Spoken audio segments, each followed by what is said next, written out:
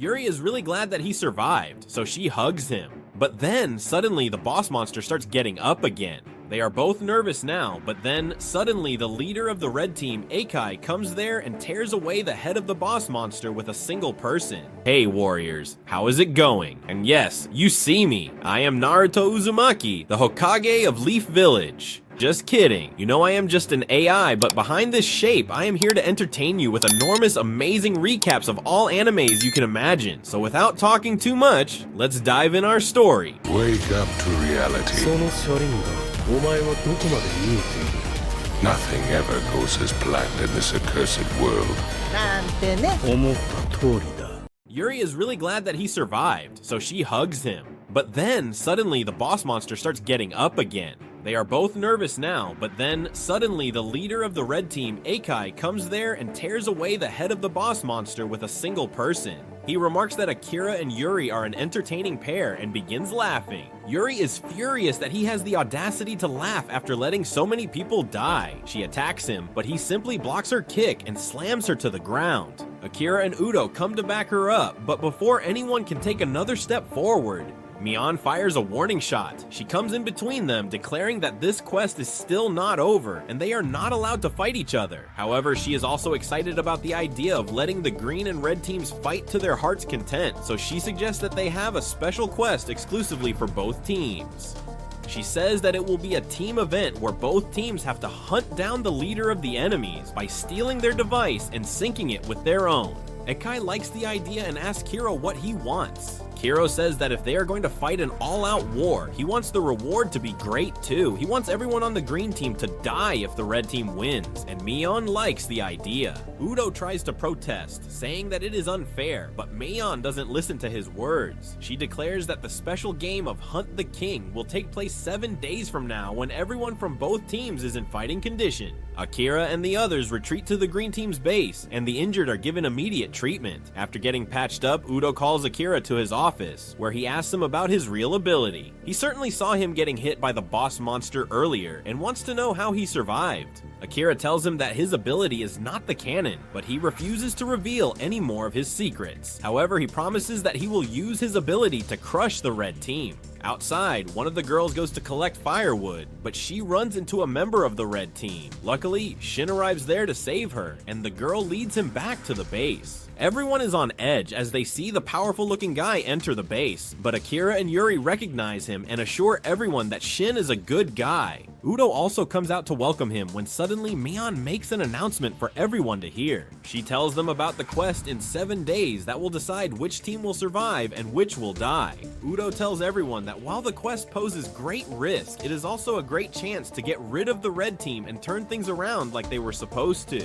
However, Akira believes that the most dangerous person in the red team is Kiro, who managed to manipulate Mion into agreeing to his conditions to kill everyone. As he heads to his room thinking about this, the pretty girl Ringo approaches him. Turns out that she is an avid gamer herself too, and a great fan of Akira, who has beaten her a lot in her favorite game. She thanks Akira for saving her earlier and then gets flustered as she tries talking about his ability. She was planning to do it tactfully, but she got too nervous and ended up blurting out that she knew his real ability. Akira is shocked to hear that and immediately pulls her into the room right as Yuri arrives there. Inside the room, he pins Ringo against the wall and asks her to elaborate. She meekly tells him about her ability, which lets her copy the ability of another person to its 10th value, and in doing so, she can find out what their abilities are. She tells Akira that just like him, her ability also requires a partner, and she wants him to be her partner. Akira asks her, since she was a slave of the red team, does she know about their abilities too? Ringo just gives him a confident smile, and he feels that he has found the ultimate weapon. She soon leaves the room with that and meets Yuri on the way. The next day, Akira visits Yuri, who is staying in another room now. He wants her to come with him to see the blue team, but leaves before she can give a response. She plans to go with him, but before that, she wants to know what is going on between him and Ringo. On the other hand, Kiro has started preparing for the upcoming quest by summoning the most powerful members of the red team. Ren has also joined them, and the other members are just as powerful and crazy as her. Kiro's assistant also brings one of the slaves, who was returned by the green team, to him. The slave reveals that he was let out of the green team's base by the red team's spy, and he also sent a message to Kiro. The spy claimed to have seen Akira get hit by the boss monster, making him believe that his ability is not a cannon, but something else. Kiro believes this information, and he immediately goes to Ekai, who has been sparring with some ghouls.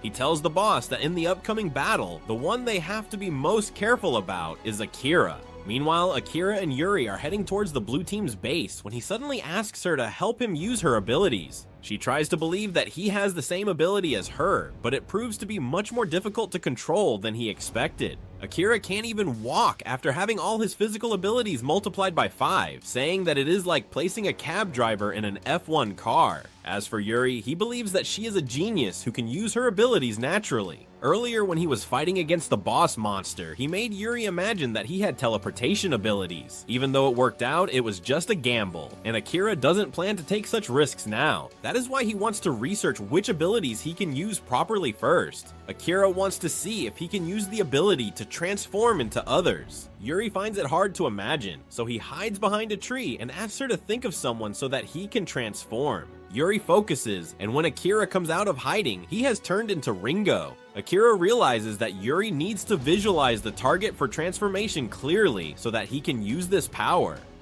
After that, Akira asks her if she chose Ringo as her target because she saw her leaving his room yesterday. He decides to come clean with her. He tells Yuri that Ringo figured out his ability and she wants to work with him. She asked him to reveal this to Yuri as insurance, but to keep her abilities hidden. Akira claims that even though Ringo appears to be on their side, he cannot trust her fully. He claims that he only trusts Yuri and wants her opinion about Ringo when they meet later. Soon they reach the blue team, which Madoka has joined. The lazy leader of the blue team, Omoto, asks them what they are here for, and Akira tells them about the battle quest between the green and red teams. He is here to hire the members of the blue team as mercenaries in exchange for points. Omoto says that the offer is nice, but he doesn't want to pass it on to his team members. He tells Akira that if he wants him to tell the members about the mercenary jobs, he should let him have Yuri because she is just his type. Akira immediately declines, saying that Yuri is worth more than 20 ordinary people. He tells Omoto that if he wants to truly match Yuri's value, he should join his team and do just as he says. Omoto is impressed by his determination and agrees to inform his members about the offer, but he declines to join the battle personally because he is confident that the green team will lose. He leaves with that, and then Madoka comes forth to tell Akira that he is joining the red team. He wants to become his biggest rival and defeat him by joining the red team, but that doesn't bother Akira, who tells him to do his best and leaves. They return to their base and keep preparing for the battle. Soon, the fateful day arrives, and the green team goes to the location of the quest, which is the 5 towers in the forest. Akira and Yuri had already scouted the area and guessed that this was going to be their destination, and Udo thanked him for that. The agent with them tells them that the rules will be explained through the devices. Mion pops up on everyone's screen and tells them that they have to steal the devices of their enemies. Once the devices are 3 meters away from the user, their handcuffs will be activated and their powers will be sealed. For each captured player, they will get 1 point, and by placing their devices in the special zones on each tower, they will obtain 10 points. Those points can be used to make Mion do their bidding. It ranges from making an announcement for 1 point to sealing an opponent's ability for 50 points. The game ends when the device of the enemy leader is stolen. The agent then asks the green team to register their leader, and Udo pushes some buttons on his device. With that, the battle quest starts. Udo tells everyone to capture 3 out of 5 towers and protect them at all costs so that they can seal their enemies' abilities. Everyone spreads out, and Sato's team manages to capture the first tower. Another group goes to capture the second tower, but Ekai is also there, and he single-handedly takes them all down. The leader of the group is on call with others, so she hopes to stall Ekai here till their main damage dealers arrive. She pulls out her huge sword and begins swinging it at him, but he has no issue dodging her attacks. She is getting tired, and then Ekai grabs her sword, telling her to put more force into it. The woman was waiting for that chance, and she activated her true ability, which is to manipulate the weight of her sword. Ekai is pushed down under the weight of the sword, so he just shatters it and then kicks the woman away. She takes severe damage from his powerful kick, but Ekai tells her that he is impressed by her power. Her sword has turned into a stick, and he gives it back to her and asks her to play with him till her teammates arrive. On the other hand, the funky old man from Team Red is burning and killing people just by touching them.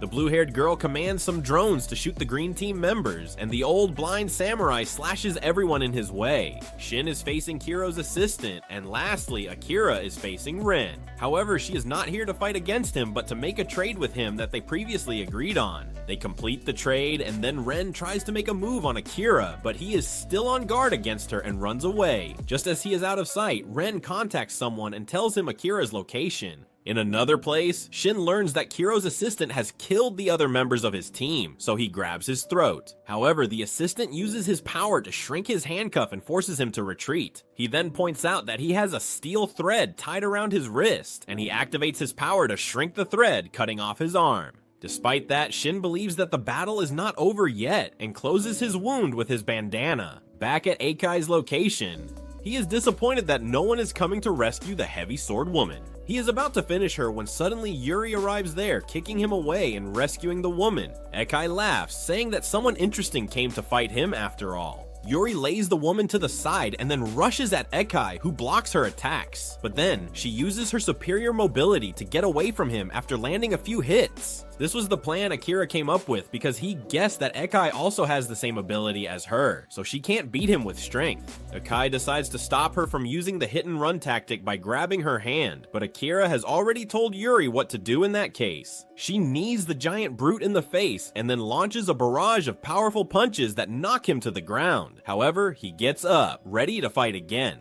On the other hand, Kiro believes that his spy will make his move soon and backstab Udo. However, thanks to Ringo's abilities, they were able to isolate and catch the spy before he could do anything. Apparently, Akira had asked her to find out if any rescued slave from the red team was lying about their abilities, and that is how she found out the spy. Ringo manages to convince the spy that they won't lose, and he agrees to talk to her after drinking some water. However, when Ringo returns with water, she finds that the spy is already dead, which can only mean that there is a second spy. Neither Ringo nor Udo realize that the second spy is the old lady, and she is the one who killed the man just now. On the other hand, Akira is running towards Kiro to defeat the brains behind the red team.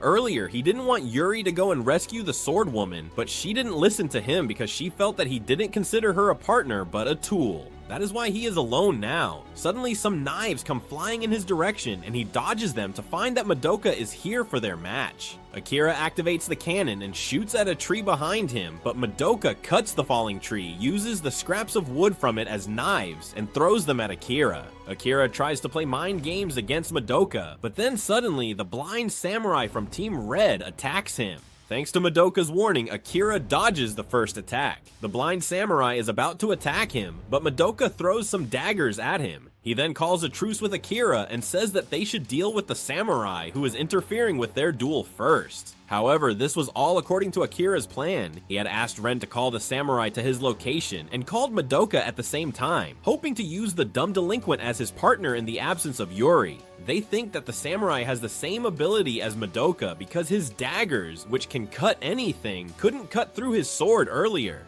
However, as the samurai swings his sword and releases an aerial slash that cuts the trees behind them, both of them are forced to rethink their strategy. He launches another aerial slash, and they barely block it before Akira shoots up some dust to escape. Madoka is confused about his ability now, but Akira has learned from Ringo that the samurai definitely has the same ability. He wonders what the secret behind the aerial slashes is, but Madoka doesn't care and asks Akira to back him up.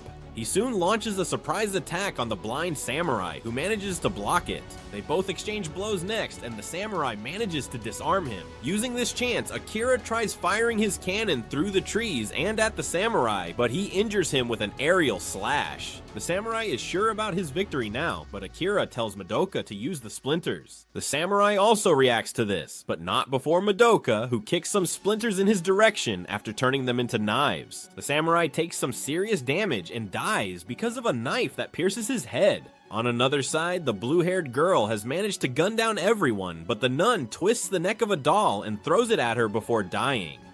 The doll hits the girl's leg, and suddenly her neck twists 180 degrees and she falls to the ground. However, she simply gets back up and rearranges her head. She is about to mutilate the nun's corpse when Ren suddenly appears at the location and asks her what her true ability is. The girl is furious and declares that she will kill him because she didn't like her from the start. She declares that she will put all the blame on the green team, and Ren replies that she was thinking the same thing. She licks her hand and turns it into a blade, but the blue-haired girl doesn't think that she is dangerous. She attacks Ren, who blocks it by sprouting blades from her knee. The girl switches to a ranged attack, and her drones manage to injure Ren. However, she was just waiting for this. She sprays some blood drops towards the blue-haired girl, and they turn into blades midway, destroying her drones. With the next attack, Ren severely wounds the girl, who still attacks her. Her knife gets stuck in the tree, and then Ren uses her blood to tie her there. As she begins heading deeper into the forest, the girl commands her tank drones to attack her, but Ren destroys them too. She finds a girl carrying a box in the forest and stabs the box to kill the real ability user who was controlling the blue-haired girl. The girl carrying him is just a slave whose ability is to make real-looking toys. She is confused by Ren's betrayal, and Ren tells her that she made a deal with the green team that she would be counted as their spy in case they win. This way, she will survive no matter which team wins. Ren then decides to kill the girl as well and clears the last trace of evidence against her. On the other side, Shin is still struggling with the assistant, who uses his ability to shrink the distance between things. Using that ability and the steel wires he has laid out everywhere, he manages to chop off a portion of Shin's foot. Even after taking that much damage, he sticks to his beliefs and refuses to use the ability that was given to him without his consent. However, with the next move, the assistant shrinks the distance between them and appears behind him, placing a lasso made from the steel fibers around his neck. He is about to kill him when suddenly the girl Shin saved earlier comes flying to him. She knocks down the assistant, who decides to finish her first. Shin rushes to save her and gets hit in the chest by the knife. Just at that moment, he recalls his past. He was a sickly boy, and his big brother was a reputed pro wrestler. One day, they met with an accident, and his big brother died, and his organs were used to fix Shin's body. Shin suddenly sees the illusion of his elder brother in his pro wrestling costume, who tells him to use his ability now because he has something to protect. So Shin does just that and activates his ability, which makes him invincible for 2 seconds. He is dressed in full body armor that easily shatters the steel fiber. He then rushes towards the assistant and gives him the choke slam of his life, knocking him out. His invincibility comes undone, and he swears to use his ability and make the people running this program regret bringing him here. In another location, Seto is fighting the old man with the power to destroy everything he touches. He has taken severe damage, and his arrows just rot away as the old man touches them. Despite that, he is willing to sacrifice himself for his team. Just then, Akira appears next to him to back him up. Seto tells him to back up Yuri and kill the enemy leader. Akira looks at his condition and tells him to rush to the site and save the sword lady he has a crush on while he deals with the old fart here.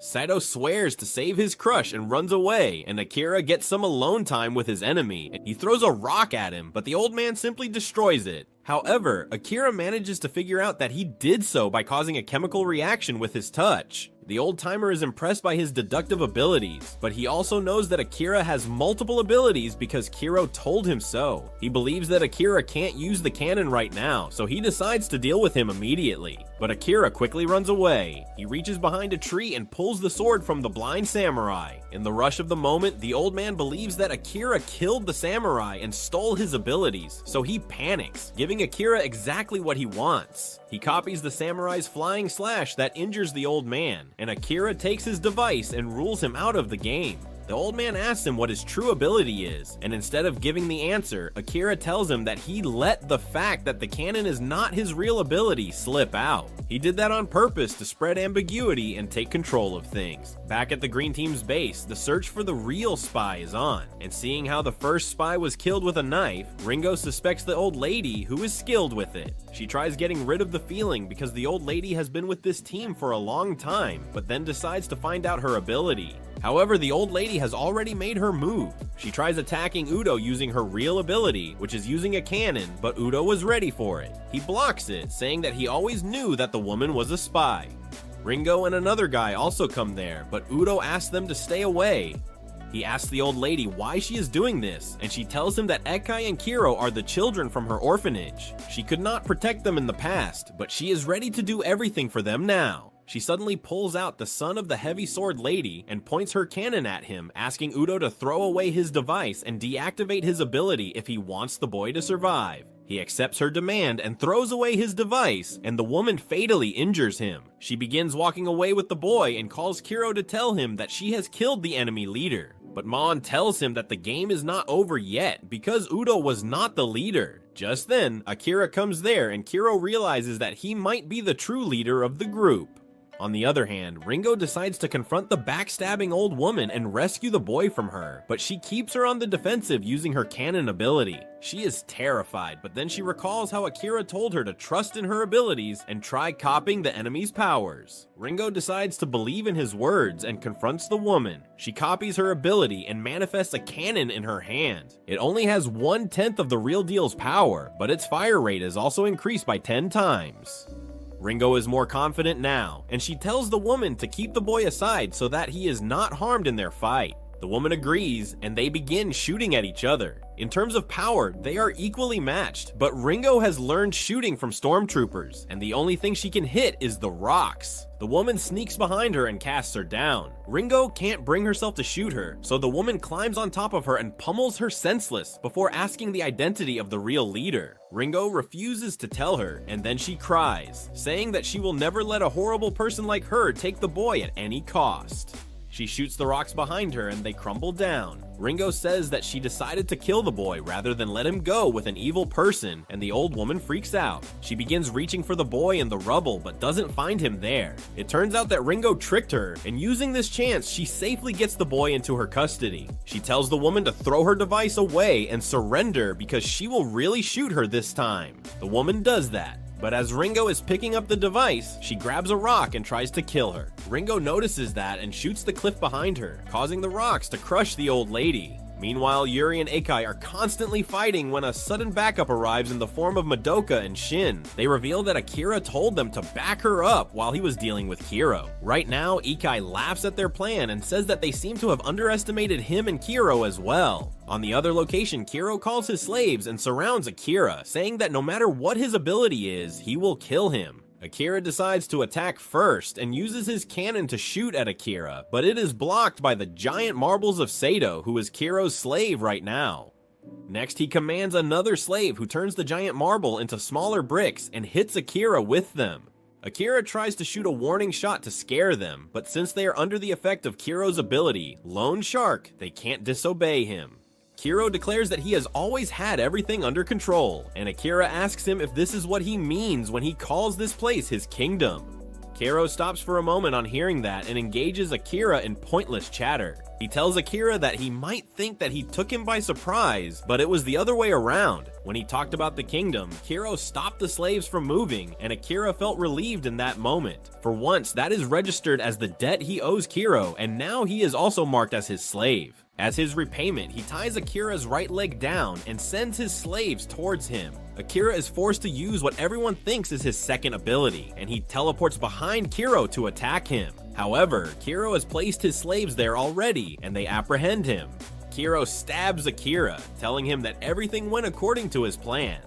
However, Akira says that it is just what he thinks. He confidently declares that he convinced Kiro that his plan was working well, while in reality, he is the one who fell into his trap, because right now, he is directly in front of him. These words trick Kiro into believing that Akira can use Udo's ability too, but he still attacks him based on instinct. Akira uses Udo's ability to nullify his attack and then reflects the damage back on him. Before he can command his slaves to do anything, Kiro is blown away, and as a result, the slave mark on all the people vanishes. They rejoice, and then Akira gets up, revealing that he was never injured. He just used some meat and books to absorb the damage from Kiro's first attack. Kiro still can't believe that he lost, and Akira tells him that he had planned out everything right from the start. A few days ago, Shin captured the first spy from the red team. While he was escaping, he told Akira about it, who saw a great chance in this situation. Using Yuri's help, he transformed into a spy and ran to the base of Team Red. He fed Kiro the information that made him think just like he wanted, and using that chance, he also figured out his abilities. Akira tells Kiro that he was in the palm of his hand all this while, and the mastermind accepts his defeat. He gives his device to Akira, saying that they may have won this battle, but they won't be able to defeat Akai no matter what.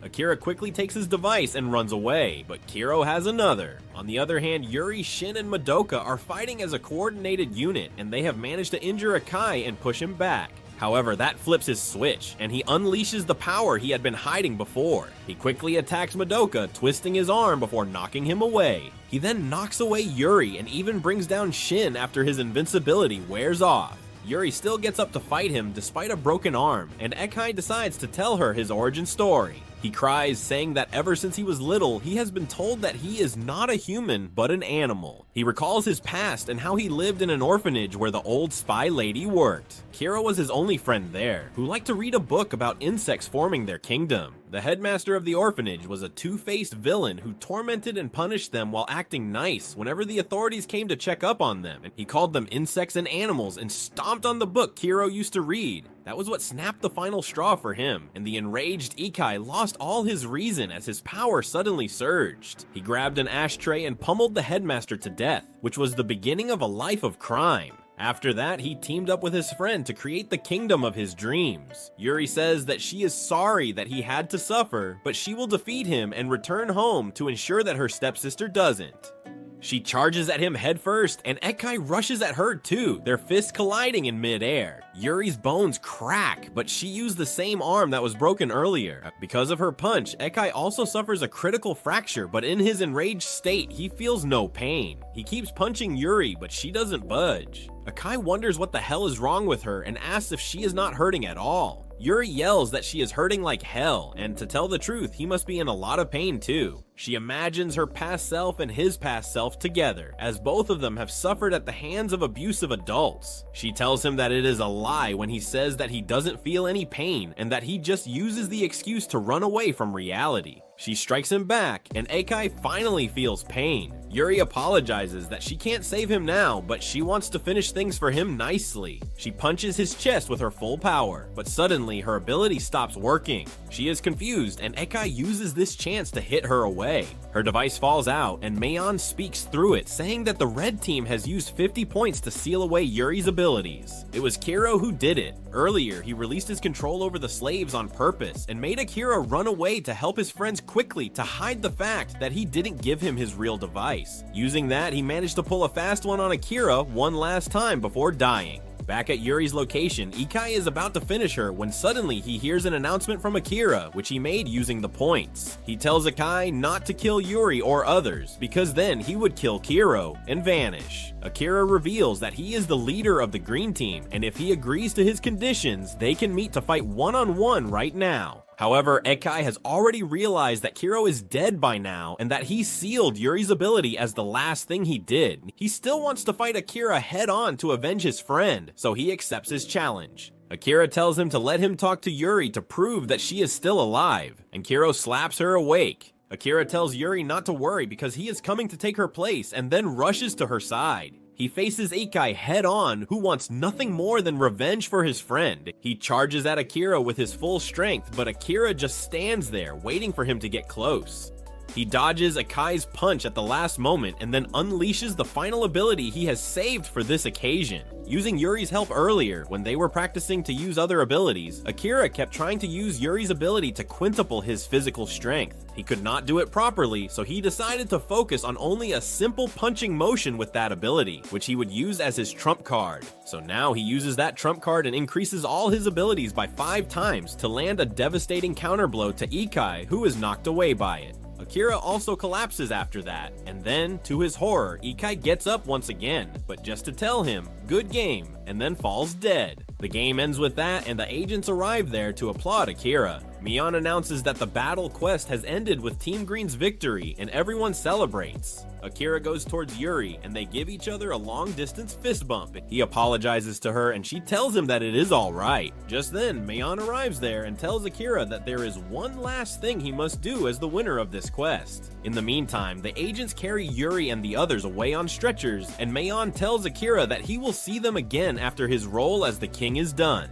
Akira goes to wash his face in a stream after that, where Omoto comes to congratulate him on the victory. He says that he saw everything and found Akira's ability interesting. Akira is taken aback by hearing this and wonders what his abilities and intentions are. Omoto decides to show it to him, and as he lifts his arm, Akira thinks that he can use the cannon too. Omoto does exactly that, and he fires a warning shot at him. However, he has no plans to kill Akira. He declares that he doesn't want to do anything with the program, as his only goal is to kill Meion with his own hands. He asks Akira to help him with that, or die at his hands later. He knows Meion is watching this too, so he declares that he is going to become active now and leaves the place, telling Akira to meet him in the 4th round. Akira passes out on the floor after that, and when he wakes up, he finds himself living an ordinary life again. However, there is something different this time. He and Yuri meet in the outside world, and she rushes to hug him as soon as she sees him.